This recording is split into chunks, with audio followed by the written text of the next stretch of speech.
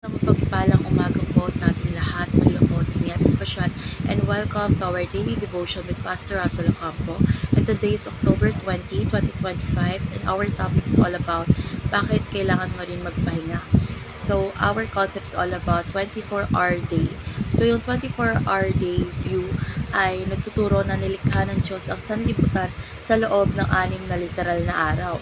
Ayon sa salitang Hebreo na Yom, na nangangahulugang isang normal na araw na may gabi at umaga.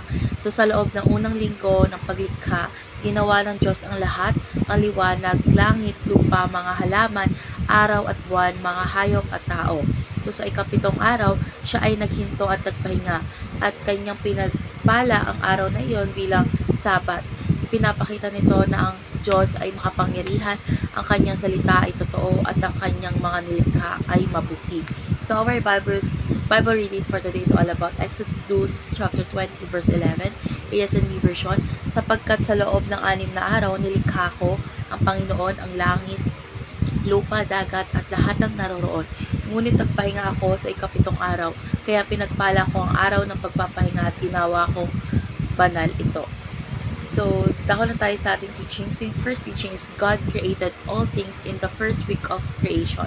So, sa loob lamang ng 6 na araw, nilikha ng Diyos ang lahat ng bagay mula sa wala. So, pinapakita nito na siya ay may ganap na kapangyarihan sa lahat ng nilalang.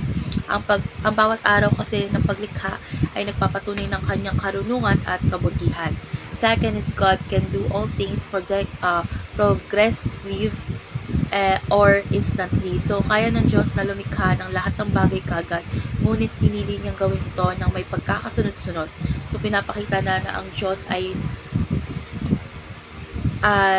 Diyos ng kaayusan at proseso. So, sa ganitong paraan is may mga bagay din siyang ginagawa sa ating buhay unti-unti ayon sa kanyang oras. And last is God rested on the 7th day, Sabbath day. So, ang pagkatapos ng 6 na araw ng paglikha, nagpahinga ang Diyos hindi dahil siya'y napagod, kundi upang magbigay ng halimbawa sa atin.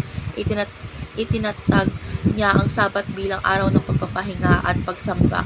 So, pinapaalala niya dito na sa atin na magpahinga, na ang pahinga ay isang banal na bahagi ng ating relasyon sa Diyos. So, ngayon dako na tayo sa ating application. So, yung first application is believe that God can do all things by His command. So, ang Diyos ay makapangyarihan sa pamamagitan lamang ng kanyang nilikha at ng kanyang salita. So, kung kaya niyang likhain ang mundo sa pamamagitan ng magkaroon, kaya rin niyang baguhin ang ating sitwasyon sa isang salita lamang. Kaya dapat tayong manampalataya sa kapangyarihan ng kanyang utos. Second is have faith in God's power and sovereign decision. So, minsan hindi agad natin nakikita yung resulta ng kanyang gawa. Pero dapat tayong magtiwala sa kanyang tamang panahon, tamang oras, tulad ng paglikha niya sa mundo ng may ayos dahil ginagawa rin niya ang lahat ng bagay sa ating buhay ayon sa kanyang plano. So, yung pananampalataya ay nangangahulugang pagtitiwala sa kanya kahit hindi pa natin nakikita ang buong larawan. And last is trust God's wisdom by taking a Sabbath regularly. So, ang pagpapahinga ay hindi katamaran, kundi pagsunod sa Diyos. So, kapag tayo ay nagpapahinga, ipinapakita natin ang pagtitiwala na siya ang may control, hindi tayo. So, ang regular na Sabbath ay nagpapaalala na higit sa trabaho, ang ating kaluluwa ay nangangailangan din ng presensya ng Diyos. So, ngayon na tayo sa ating last part is our discussion. And our discussion talks about how does God's powerful word or command affect our faith. So, ang makapangyarihang salita ng Diyos ay nagbibigay lakas at tibay sa ating pananampalataya. Kung sa pamamagitan lamang ng kanyang utos ay nilikha ang buong sanlibutan, paano pa ang kanyang kakayahang pagalingin, magpatawad at magbago ng ating buhay.